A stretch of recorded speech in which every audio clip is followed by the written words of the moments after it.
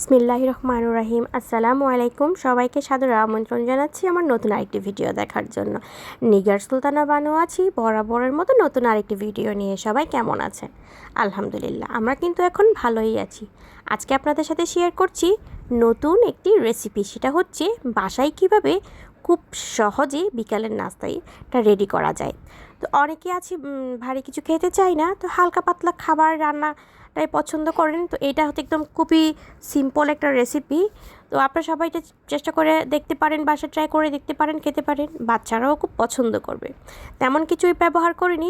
আপনি বেসন থাকলে বেসন, ময়দা, হলুদ গুঁড়া, মরিচ গুঁড়া, লবণ, সাথে দিয়েছি বেকিং পাউডার। একটা হালকা পাতলা খামি তৈরি করে নিয়েছি, যেটা আমরা বেগুনিতে ব্যবহার করি, ঠিক সেম একটা ব্যাটার রেডি করে নিয়েছি। এরপর সেখানে পেঁয়াজ কুচি, মরিচ কুচি, টমেটো কুচি এবং কাঁচামরিচ কুচি দিয়েছি। চাইলে ধনেপাতাও ব্যবহার করা যাবে, কিন্তু আমি তো ধনেপাতা দিতে পারিনি, আমার বাসায় এটা অ্যাভেলেবেল ছিল না। এরপর কী করেছি, গরম গরম তেলে চিংড়ি মাছ দিয়ে ছেড়ে দিয়েছি। চিংড়ি মাছটা ছিল কুচা চিংড়ি, মানে আমরা যেটা তরকারিতে ব্যবহার করি সেটা, এত বেশি বড়ও না ছোটও না।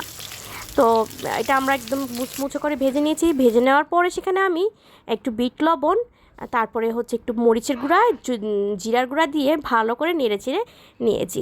আমার বাচ্চারা এত পছন্দ করেছে, বিশ্বাস করেন, যখন বাচ্চারা কিছু খায় তখন আমার এত খুশি লাগে। আজকে এ পর্যন্তই। ধন্যবাদ। আসসালামু আলাইকুম। সবাই ভালো থাকবে।